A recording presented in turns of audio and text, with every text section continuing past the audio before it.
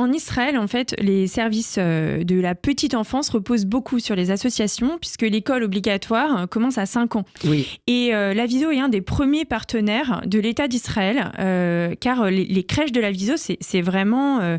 ça fait partie... Enfin, tout le monde connaît les crèches de la Viso, et c'est un enfant sur 3 qui va, dans sa vie, aller dans une crèche de la Viso. Donc, il faut vraiment savoir que en soutenant la Viso, vous soutenez quand même tout un pan en fait, de la petite enfance. En tant que mère de famille, j'imagine même pas le drame que c'est de commencer l'école obligatoire à 5 ans. Si on n'a pas de mode de garde, les 5 premières années peuvent être un peu douloureuses. Donc voilà, moi, c'est aussi un peu pour ça que ça me parle.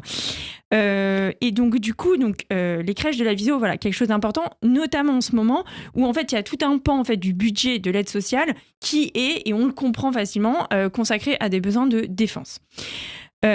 Voilà, donc ça c'est peu le cadre. Et alors donc, le pays étant en guerre et recevant des missiles, il faut que les crèches aient des abris blindés.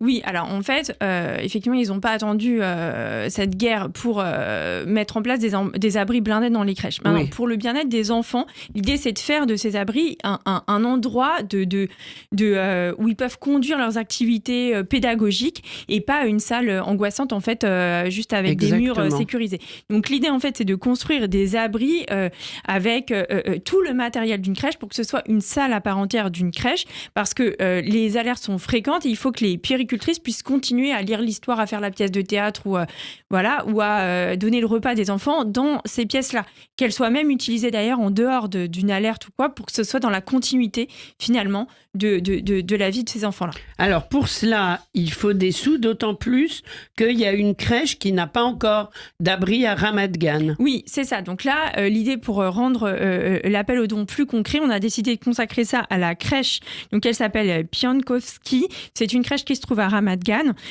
qui accueille donc presque une centaine d'enfants entre 3 mois et 3 ans. C'est énorme. Et l'idée, voilà, c'est qu'on réunisse 150 000 € pour financer donc la construction de cet abri.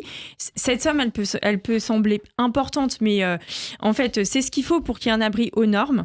Et je sais qu'on cherche tous en fait des moyens d'aider. Il faut savoir aussi que la Viso, c'est un des 4 organismes en France qui peut envoyer directement de l'argent en Israël, qui n'a pas besoin de s'appuyer. Donc, je vous le dis, il y a Magen David Adom, la Viso, le Keren Hayesod et le Fonds social.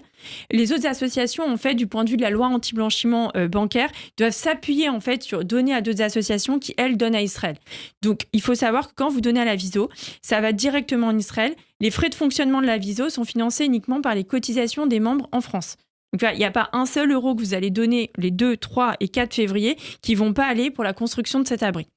Alors c'est très important que, surtout étant donné l'actualité, que cette crèche est un véritable abri dans lequel les enfants et les jardinières d'enfants puissent se protéger. Donc c'est à Ramat Gan, c'est la crèche Piankowski et c'est les 2, 3 et 4 février. Et ce qui est important, c'est que dans cette campagne, chacun de vos dons sera doublé.